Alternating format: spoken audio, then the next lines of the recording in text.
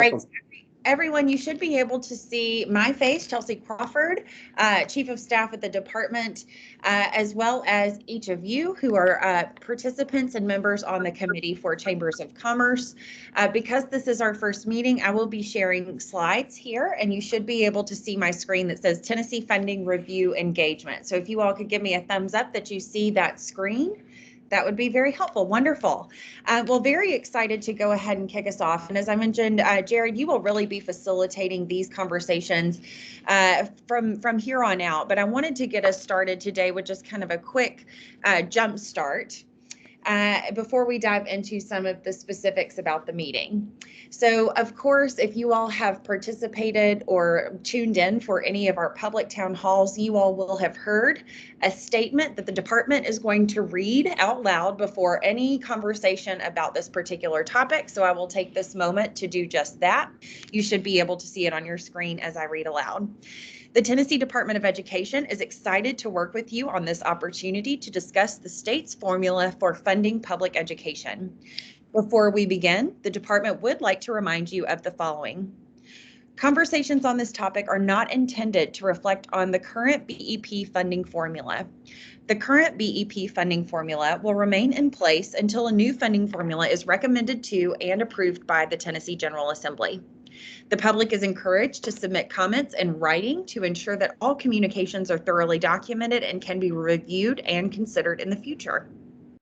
Public comment is encouraged to focus on developing a new funding formula rather than revising the current funding formula. Consider what should be funded in a new funding formula and at what level. Subcommittees will be responsible for reviewing public comment and making recommendations for what should be included in a new funding formula.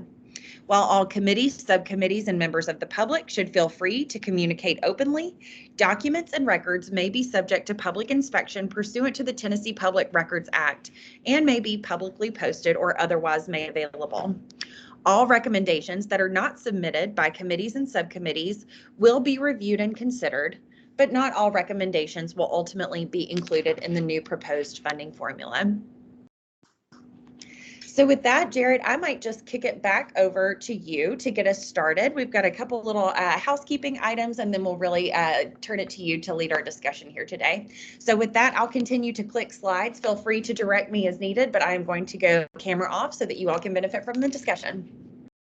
Awesome. And I know we do a million of these video conferences now, video meetings, and I would ask one huge favor, because I'm one of the world's worst about turning my camera off, but maybe come prepared for the next meeting. If you could have the ability to have cameras on, if not, I completely understand, but it does, I think, help when we're having a focused discussion like we're going to have, and we're going to have to get a lot done in a short amount of time. So if you do have the ability to cut your cameras on in future meetings, that would be awesome. It would definitely help me because I'm a eye contact person. So I think before you do the housekeeping, Chelsea, if we just go around and introduce ourselves, and also I think most of us know each other, but for the benefit of those that may watch the recording of this, we can give our name, organization,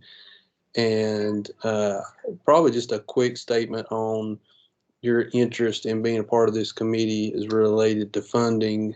So I'll just go down as participants are listed on my list. Well, I'll start myself. I'm Jerry Bigham. I'm the Senior Advisor for Workforce and Rural Initiatives for the Chamber of Commerce, Tennessee Chamber of Commerce.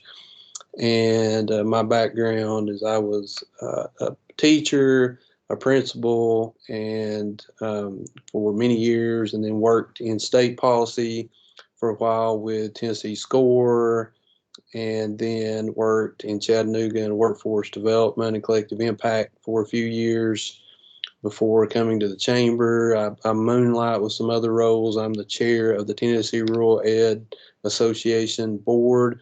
I'm also on the policy committee for the National Rural Ed Association. So I wear a few different hats, including having 5 children in the public education system. So I'm very invested in this conversation. And I'm very, I know it's going to be a lot of work, but I'm very interested in how this committee reflects on the information that's presented to us and the opportunity we have to give input in this process. So I think it's going to be something that's going to be valuable for us. So that's my background and my interest in this committee. And I'll now go to Hope. Hope, give us your background. Hi, I'm Hope McDowell. I'm with the Lawrence County Chamber of Commerce and Lawrence County School System. My background is I was in education as well as a teacher. I taught career tech education classes in the business field. And then I moved into this role 2 years ago, I believe. So I'm kind of a liaison in between our school system, business and industry, and the Chamber of Commerce. And one thing I'm looking forward to again is just being part of the process. I'm also a mom, so I have a child in the school system as well, and just anxious to be a part of this process and see how this goes. And always looking for ways, to improve things and make things better. Of course, for us as a whole, but for our babies, our students. So Great, glad to have you on board, Janice.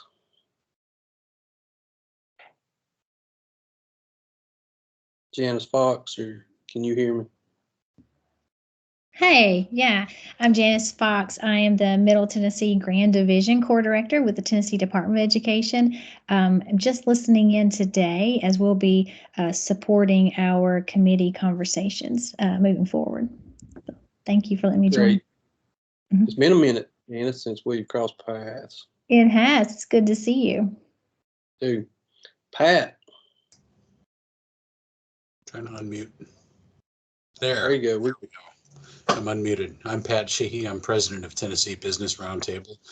We are a group that for about 38 years has been one of the strongest advocates in the business community statewide for continuous improvement to public education in Tennessee.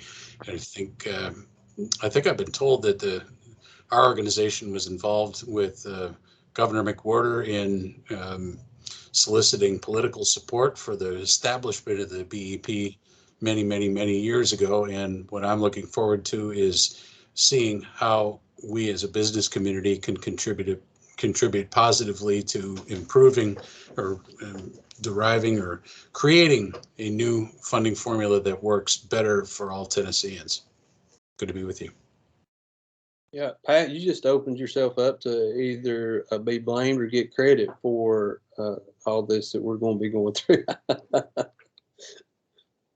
So we're happy to have you on board in your perspective. Penny Thurman, another person that's been a minute since I've had the pleasure of working with.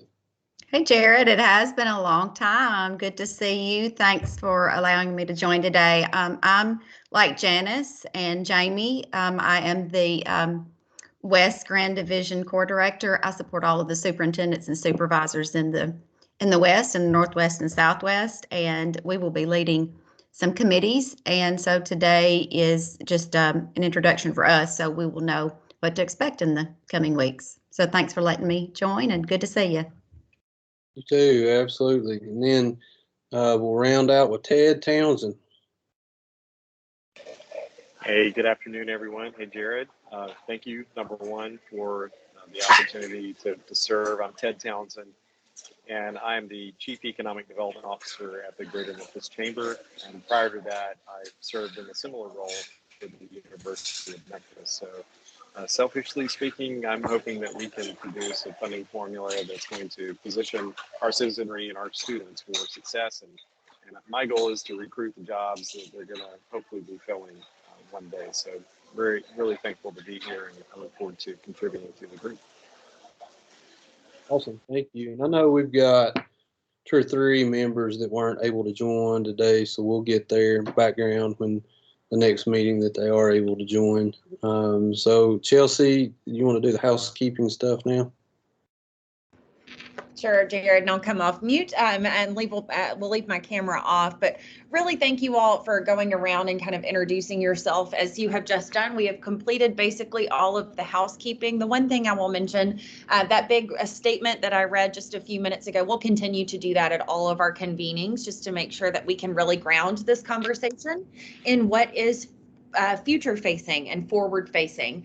There are lots of conversations happening across the state as it relates to public education funding. What we really want to hear from you is what you would like to see in the future. And as that statement said, consider what should be funded and at what level. So at this point in time, Jared, when you look at your screen, what we have here is kind of a lens for this committee and the points of discussion to take us through. And I'll turn it to you to just kind of walk through that slide and really kind of give folks some pointers on what it is that you would like to hear from members of this Chambers of Commerce subcommittee. Sure, and I know there's some bullets on here, and there's a couple other bullets that I've been ruminating on since this committee was formed, subcommittee was formed, and so there's different committees out there with a different lens that they're going to look through. Some are looking at those specific unique goals of student groups and how funding impacts urban, suburban, rural, the different demographics. And then there's some committees that look at specific supports needed for students to be successful in different areas, and they're represented by those committees such as a post-secondary readiness. And then some that look through the lens of the all learners along specific student groups and based on experiences, expertise, practitioners, and so on. Have student advisory, student engagement, district leadership committees.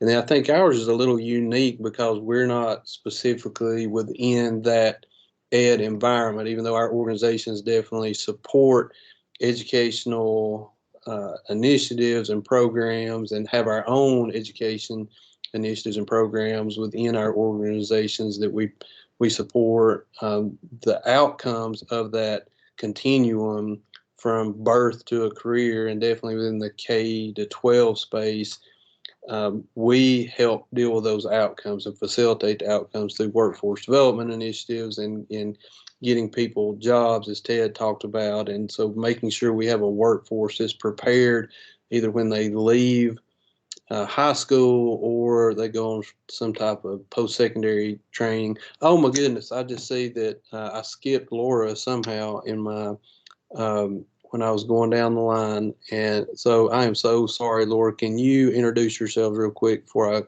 I just keep digging myself a hole here? You are totally fine. Can you hear me? I'm on a different computer, so I apologize. Yeah. I'm actually at a conference in a hotel room, so I'm trying not to be too loud.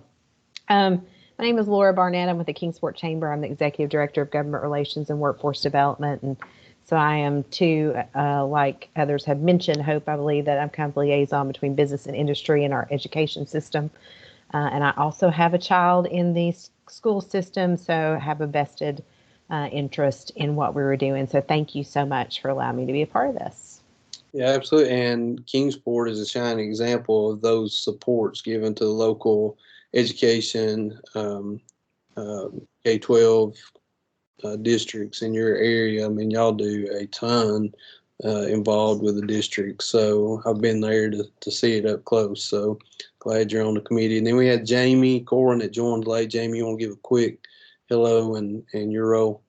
Well, sure. Hello, everyone. I'm Jamie Corwin from the department. And just like Penny and Janice introduced themselves earlier, I'm the East Grand Region Core Director and really excited. So Jared and I'll be partnering up with you to lead this team and really excited, and we'll connect this afternoon or tomorrow and get things rolling. But just really excited to be a part of this group and can't wait to see where it takes us. So thanks very much, and nice to meet you all in a square, and excited to get going. Great. Awesome. So I apologize for missing a couple on the list there, but I think it's important for those that tune into this or watch the recording that they know who's representing the constituency across the state there. So I'm not sure, Chelsea, if you've got more slides you're wanting to walk through, but I've got a couple of things I wanted to add to the lens part. Yeah, so I'm going to go ahead and add those things that I've been thinking about. One, what kind of feedback does this committee need, since we are a little bit different in that we're not in the circle of the education space? In a lot of ways, we're outside that circle and supporting from the outside, and we do have some engagement in that circle, but for the most part, we're either a support from the outside or we're at the end of that K-12 continuum helping facilitate workforce development. So what feedback do we need to give good input into a new formula? And then just why do you think it's important to have chambers of commerce or economic development, workforce development organizations involved in this process? Why are we here since we're not specifically education organizations? And what's that connection to student funding and our work? So I think that's an important question for us to answer also as we get into this, is what kind of feedback do we need from stakeholders to make informed decisions and recommendations, and also just why are we here? So I would actually like to open up with that a little bit before we get into those other slides to help us frame the conversation moving forward, if that's okay, Chelsea. Because honestly, that's something I want to make sure I've got a good grasp on, why this group is together to give feedback. So does anybody want to take a stab at that, why it's important for us to be in this conversation? And I know Ted touched on it some, I think, or at least one aspect of it is that we are at that end of the spectrum of K-12 where we deal with the outputs of the continuum. So, but is there something beyond that this group, it's important for us to keep in front of mind? You know, I'd definitely love for y'all to talk more and me not do all the talking. Well, Jared, I'll just expound on that a little bit. I mean, obviously, we represent the voice of business in our state, and we pride ourselves statewide on working together to market Tennessee as a destination of choice to new industries, as well as helping those like here continue to expand and grow. So I think from that lens, it's really important for us to articulate the robust nature of our educational system at all levels, right? So that they understand that we are very intentional about preparing the workforce for an innovation economy or whatever works for these particular communities that are represented here. So I think that's a critical piece for us to understand what is expected of us, but then to articulate on behalf of business what is expected, maybe some of the gaps that are out there that they perceive, so that we can advance that voice to this group. I think dual enrollment, CCTE, apprenticeships, all of these things are things to be considered, because those are elements that we're hearing from business all the time. Great. Thanks, Ted. Somebody else, what expertise, maybe that may be another way we can talk about it. What expertise does this group bring to the table to help inform decisions, either from an economic standpoint or literally a numbers standpoint, financial standpoint? For example, in the business world, if you were given the responsibility to deliver a program, and they say, okay, here's everything the program is going to require, but we're only going to give you 70% of the funding you need to implement this program. Would that fly in the business world? And that's the reality that educators are living with currently. And that's one of the main topics that I hear out there, is that the BEP is not funded fully for what the numbers and percentages of students within a district and a school would say they need to fund it. It's funded 70% in certain areas, 50% in other areas. So is there something we can bring to that conversation to help inform those decisions when we're talking dollars and cents?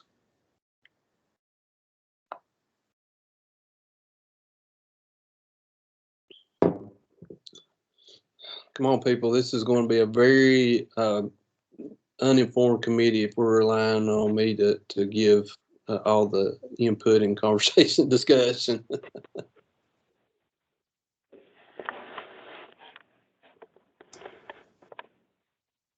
Got somebody joined by phone. Are you trying to say something from our phone guests? No, I just joined. This is Brenda McCroskey from Sevierville Chamber of Commerce. I was having trouble with the Teams joining on the other end, so I just joined by phone. Sorry about that. No Could you problem. You want to get this is Ralph. I had trouble getting in on that link too. Could you just bring us up to date on what's been covered over the last 25 minutes?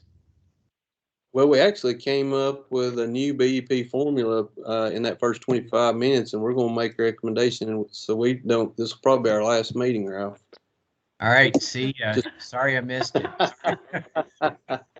No, actually, we have That's just great. been doing introductions. We've been doing introductions and talking about the lens that we're looking through in this committee. So, Ralph, if you'll give a quick background of who you are, what your organization is, and why you think it's important to be a part of this conversation.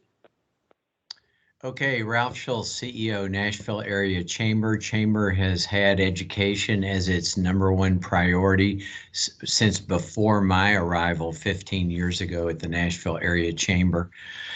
And throughout that entire time, funding levels, funding types have been at the top of the list for discussion. We've been involved in the BEP conversation for that whole 15 years, including with Governor Bredesen. So we think this is important, and thanks. I'm happy to be engaged. Awesome. Thanks, Ralph. And then if you want to go as well and let us know why the Sevierville Chamber of Commerce is involved in this conversation. Actually, part of it is curiosity. Sevier County has had its challenges, to be quite frank, with the BEP formula and frustrations. There's a perception that Sevier County is wealthy, and that's just not the case. We have over 70% of our school children are on free lunches. So it's a challenge to us with the BEP formula and funding, and I'm curious and interested in the process and basically what comes next from the governor's desk. Now, I'm going to have to disagree with you on Sevier County not being wealthy, because I was at Smoky Mountain Knife Works just yesterday, and I had to take a ball bat just to get through the crowd to get up to the counter and look at knives. Well, it's the old 80-20 formula, or the 20-80% formula. You know, there are those that make it, and there are those that work for it, and I agree that there's money that comes into the county, but it's not always shared by those that live here. So it's that perception. Yeah, those are the good perspectives we need, and that feedback we need from stakeholders. And that was what really the question. You're not too late to the party. We were just trying to figure out what's the purpose of this committee, since we don't live directly within that education sphere. We come in and out with some programs and support and initiatives. But for the most part, we're supporting from the outside, and we're dealing with the end product of the K-12 continuum. So what could be the role of this committee in giving input, and what's the purpose of having a chamber subcommittee or economic workforce development organizations on here? And I'd love our newcomers' perspective, if you have one, of what can we bring to the conversation.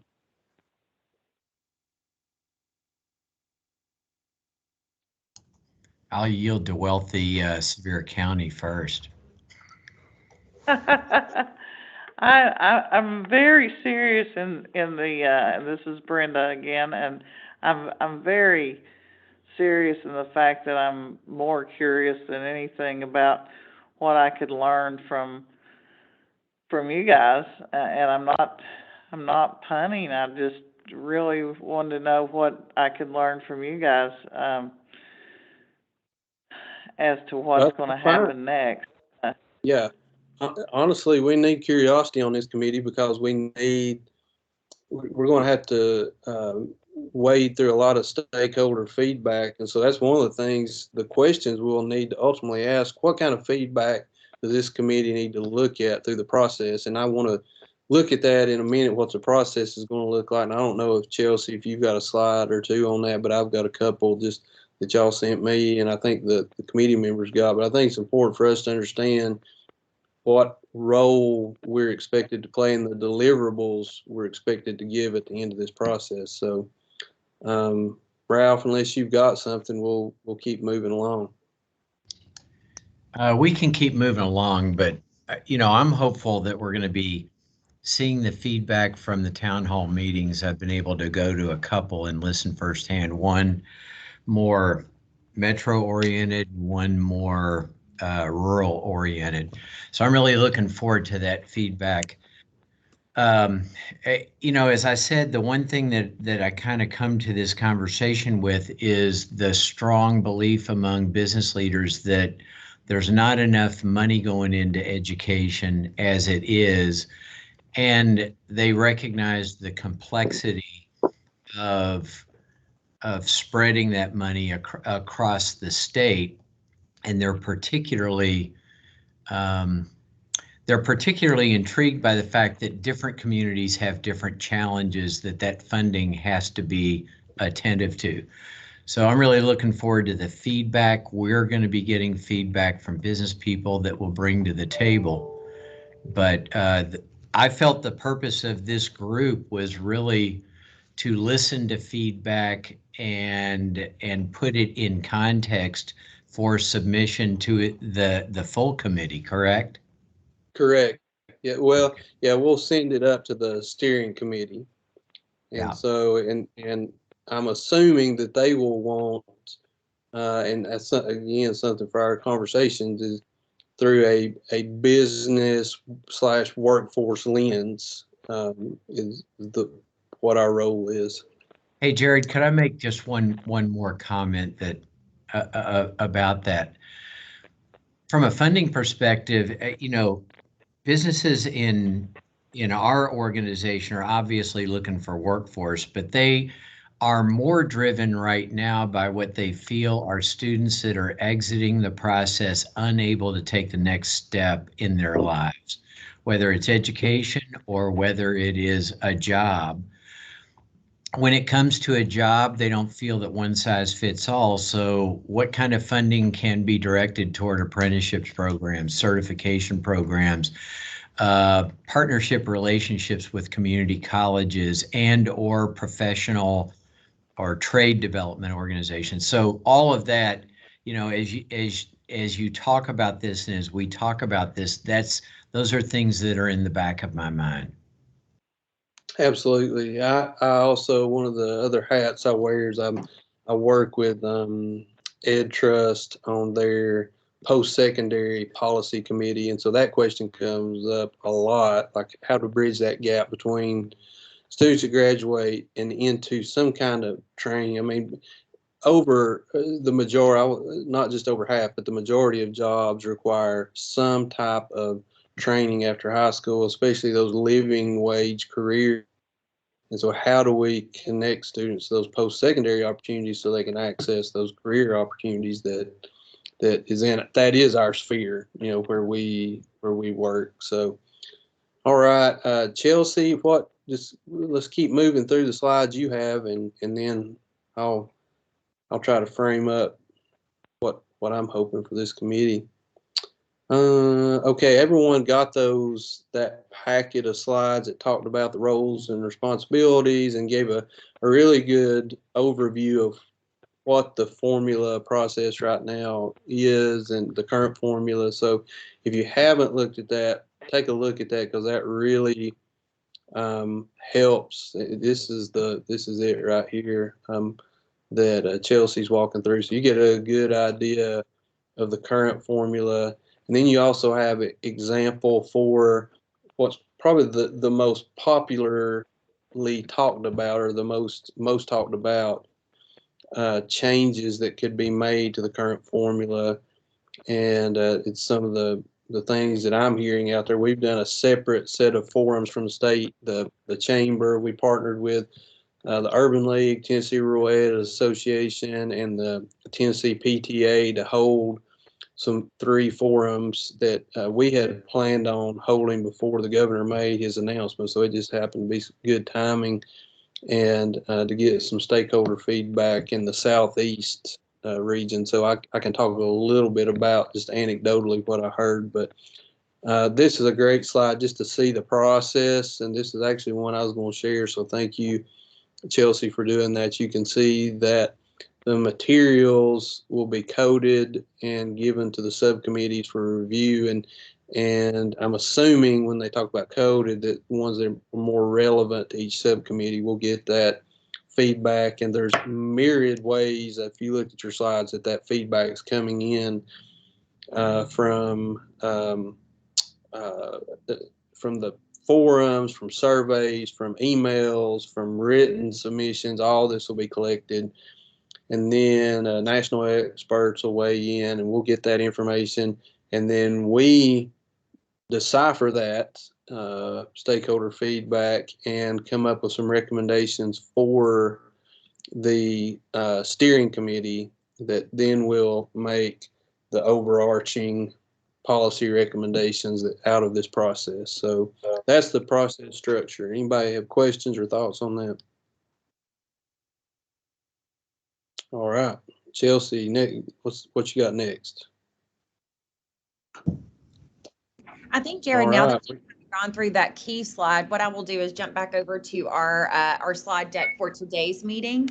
Those introduction slides is what I just pulled up. You've got that in your email as well. So go take a look at that and definitely let us know, or let Jared know if you have questions.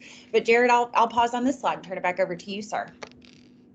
Great. So I think in something I just wanted to share that I'm hearing a lot in my, again, this is anecdotal from some conversations, but also some of the feedback from these 3 forums we held in the Southeast, is that I think it's driving to some main points. It doesn't mean we have to drive there, because obviously we want to take the feedback and we want to be agnostic as possible, and as we look through the feedback and make our recommendations.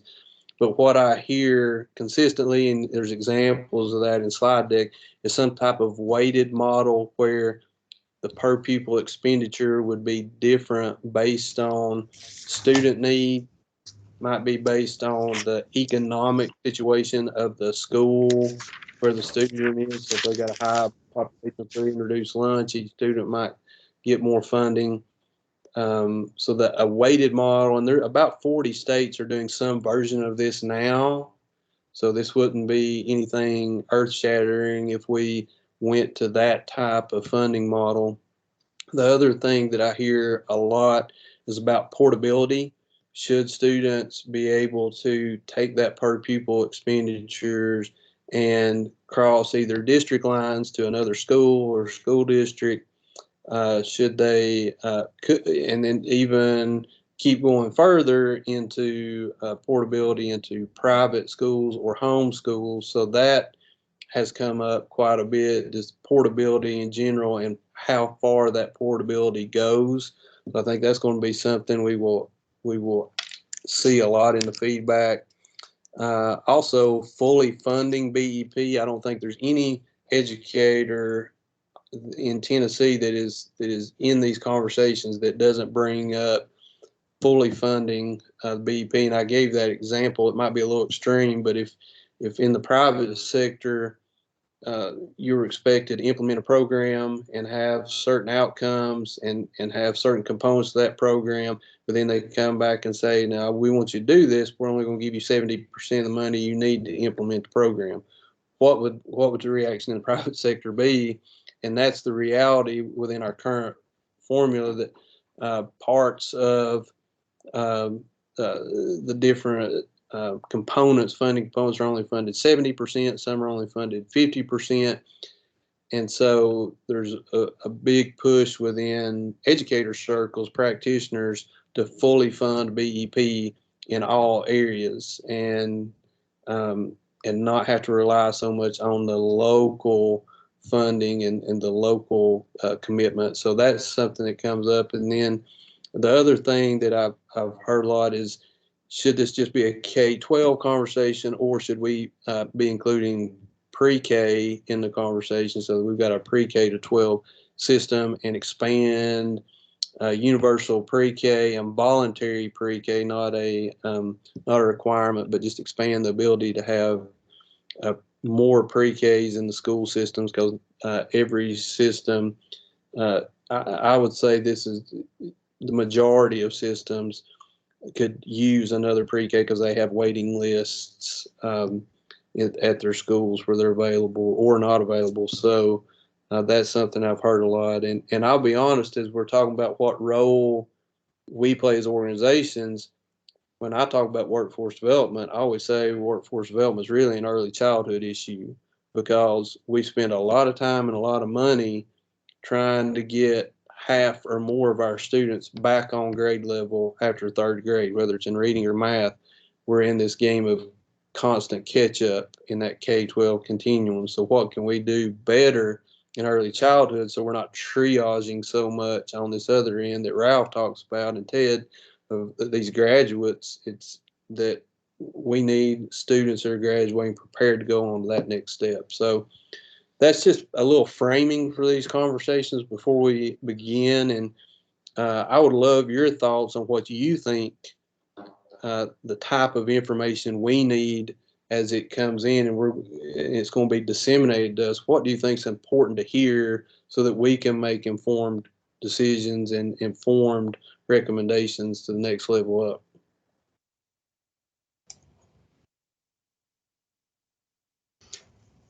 This is Pat. I've got a kind of a question.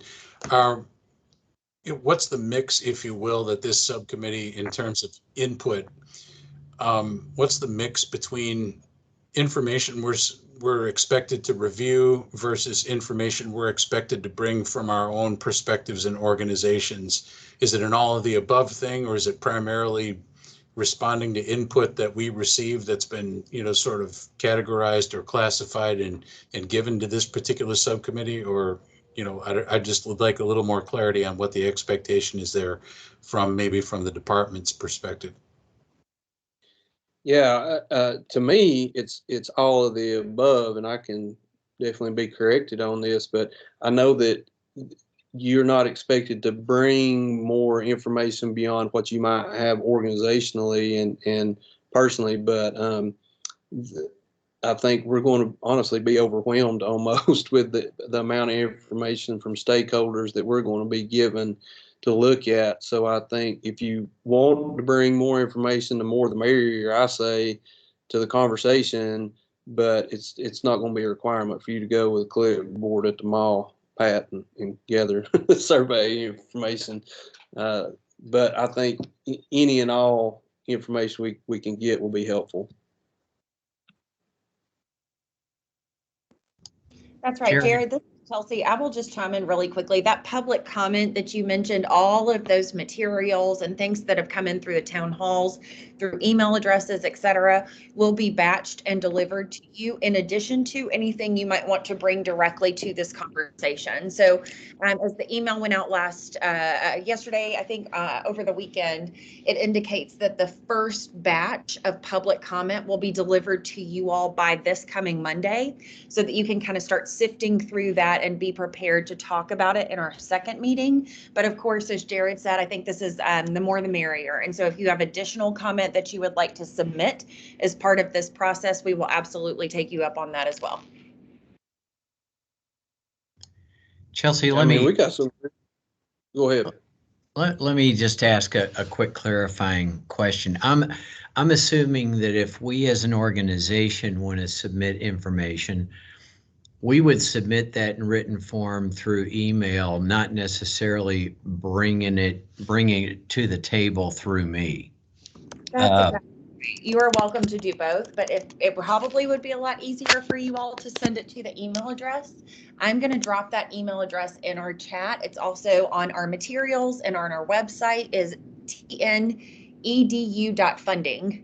tn.gov. So feel free to push things over there. As I mentioned, we will have a paralegal go through all of those emails and all of that public comment submitted to that account to code it out to subcommittees. There might be an email that gets coded to one subcommittee or 3 or 7 or all 18.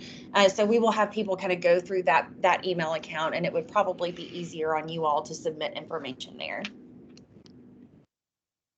Yeah, and an example maybe, Ralph, is that I mentioned earlier that we had a partnership in Southeast region around 3 forums where we're collecting information, and we wanted, our goal was to put this in a report form.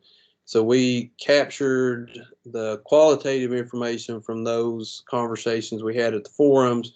We are also about to send out a survey, so we'll have some quantitative data, and then we will take all that and put it into a very short report for our intended audience with policymakers.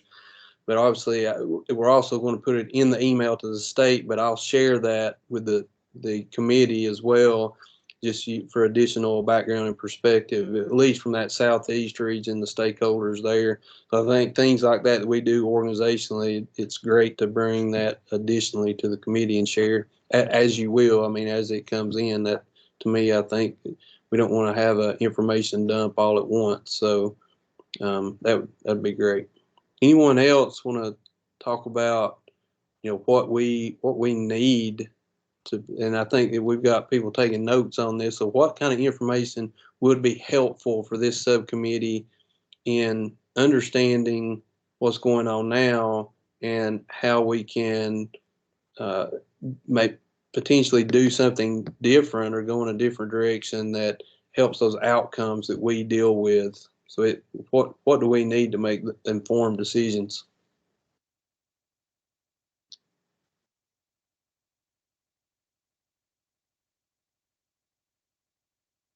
I'll tell you, as we go through this process, I am not above putting my teacher hat back on and start calling on people. So I don't want to be the only one talking. So please give input on what you think would be helpful for this committee.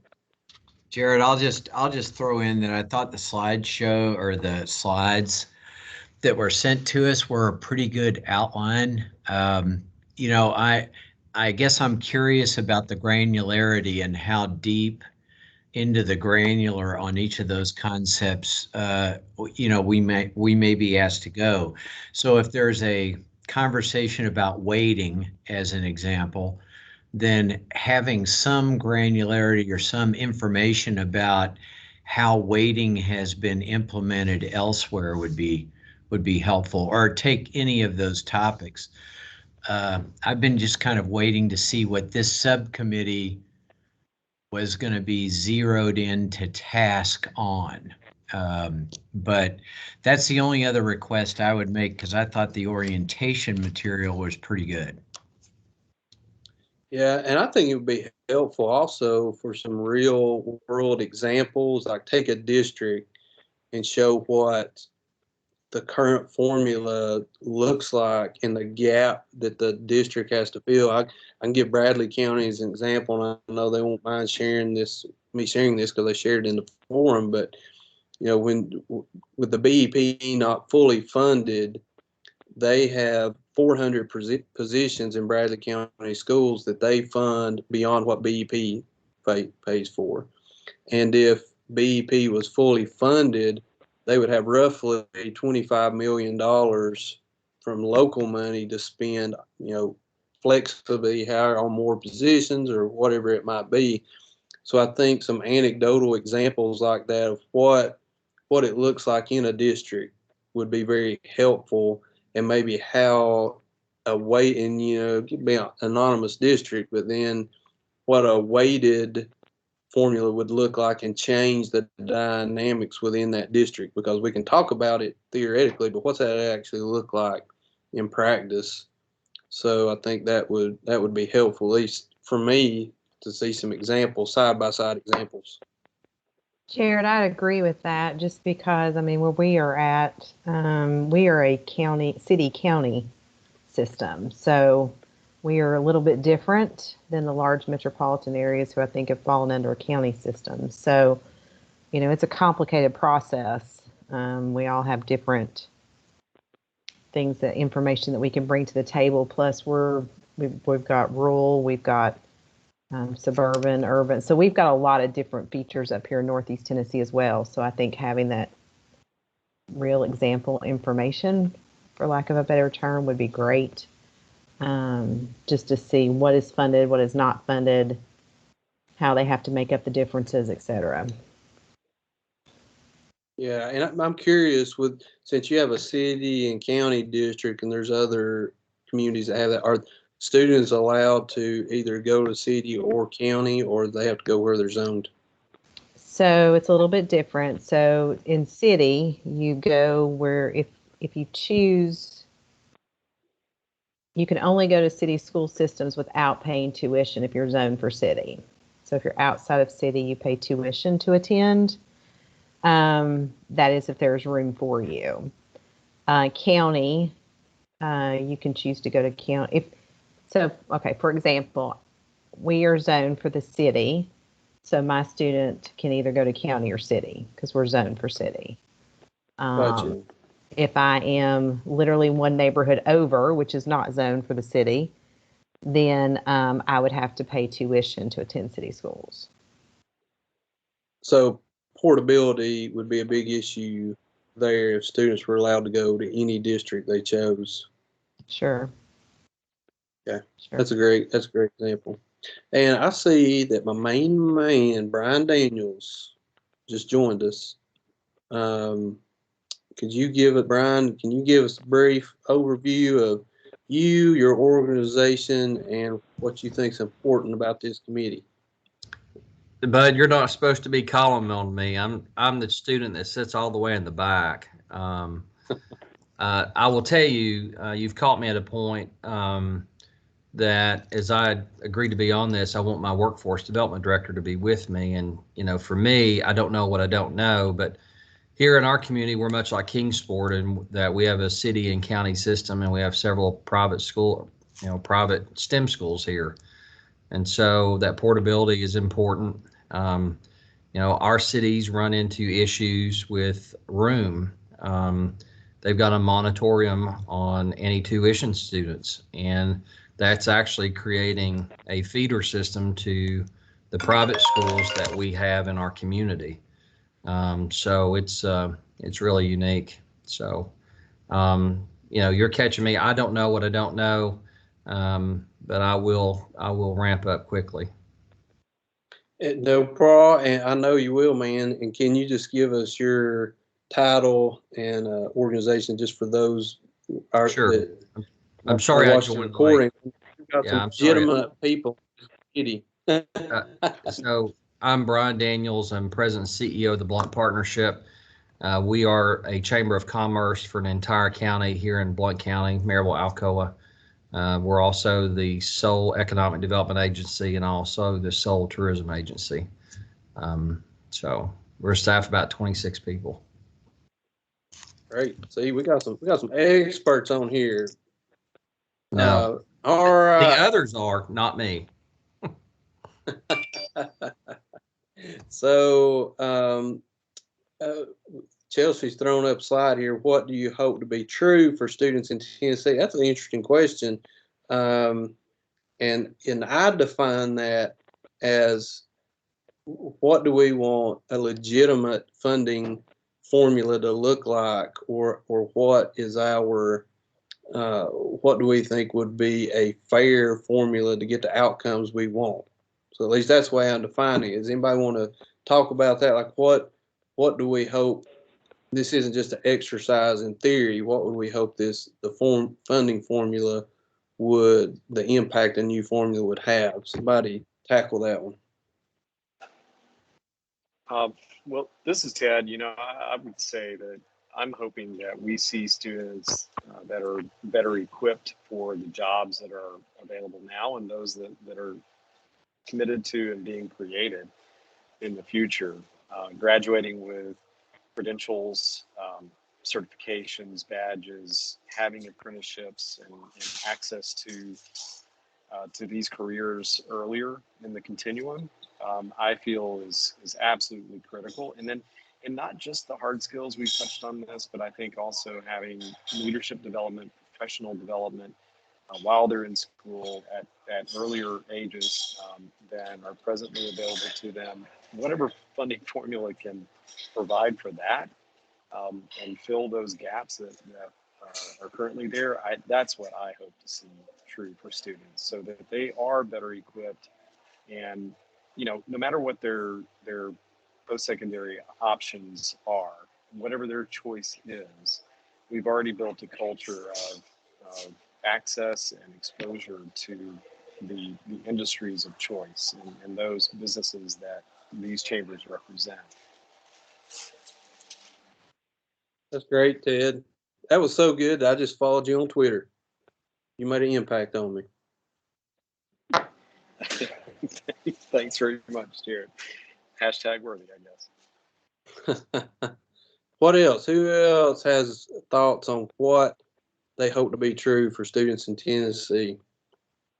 Well, I agree with what Ted just mentioned. I mean, I think regardless of their career path, regardless of where they're going post-secondary, I think that foundation needs to be built. I think the leadership development, critical thinking.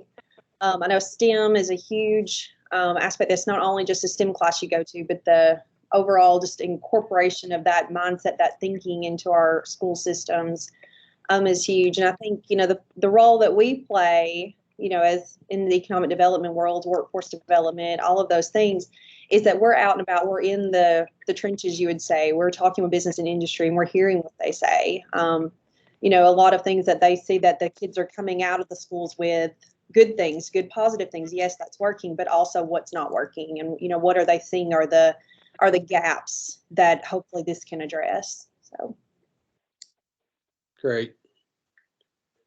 I already follow you on Twitter, so that's you made an impact. But I've already followed you. That's great input.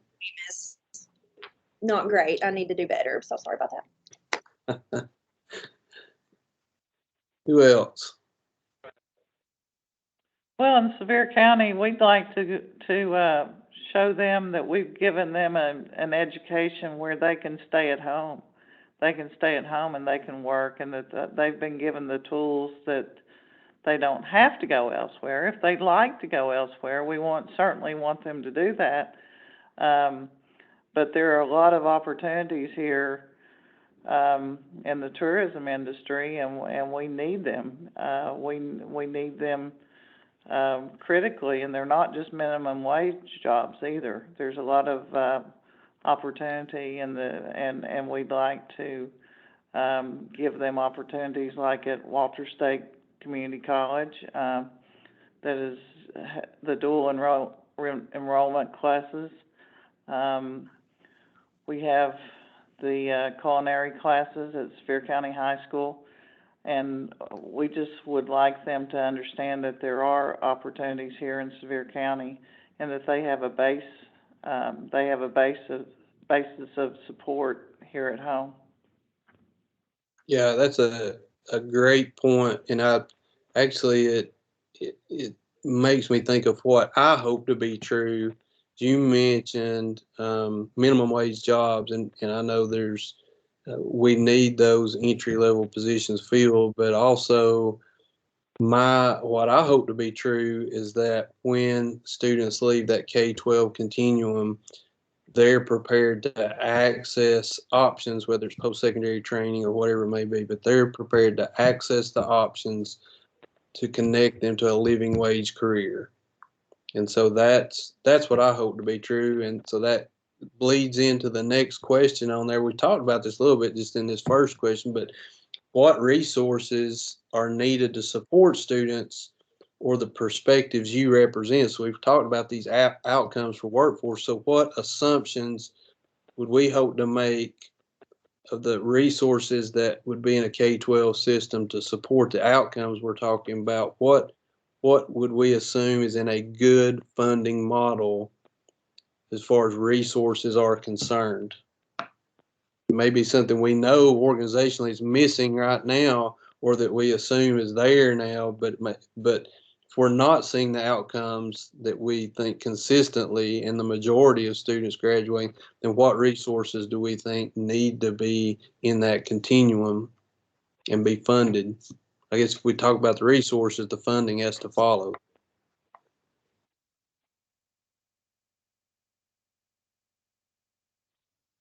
Come on now, this ought to be a hot topic right here.